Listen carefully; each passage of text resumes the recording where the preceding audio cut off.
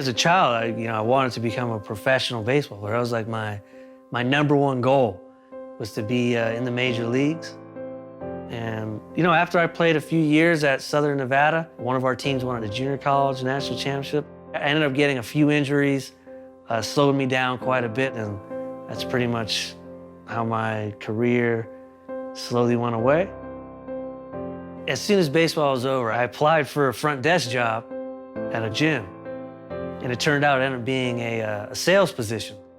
And I actually broke a few records at that particular location. As I was doing very well, I was reading a book called The 4-Hour Workweek. And basically there was a chapter that said, what would you ultimately like to do that you would do right now if you weren't afraid of the consequences? And one day I just called my boss and just said, hey, I quit. I'm gonna start my own business. And I said, I think I'm gonna start a fitness or training business. Because I knew it could fill that void that was missing, like a second chance to be something that personally I felt I had failed at previously, which was to make it to the major leagues. In the very beginning, the first 3 or 4 months, we actually didn't have a single customer. And we had put up a bunch of signs to promote our business. And we put all these signs all over town. And I'd never forget, the next morning, they were all gone, all ripped off. All of our enthusiasm was gone, and we were legitimately going to quit. I could just feel it. And a guy comes in, so I show him the prices, and he says, yeah, I'll go ahead and do twice a week. I come downstairs, and I got our first sale. I waved it around, I said, you're never gonna believe this, but we're in business, baby. We grew that business, and we actually exceeded our projections. And it grew, grew pretty fast.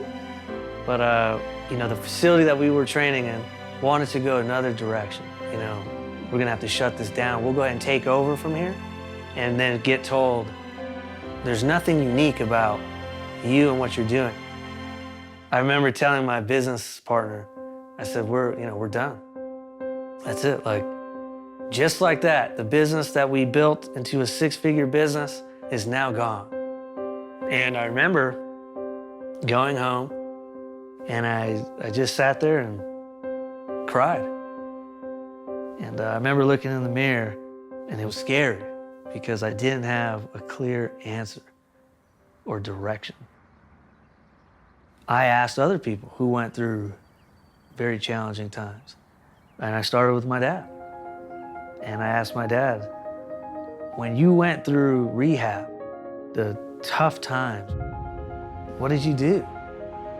And he gave me action steps on even the simplest things of what they taught in there. I laugh because this was a legitimate text message I got, which was, make sure to floss your teeth today.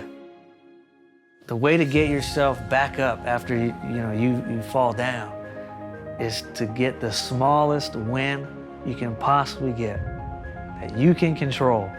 And flossing your teeth is probably the smallest win you could ever have. I can at least do that. I feel stronger actually than ever. There's so many lessons that I've learned from these, tough times that I feel that has always led to something better. Like my dad said, just floss your teeth today.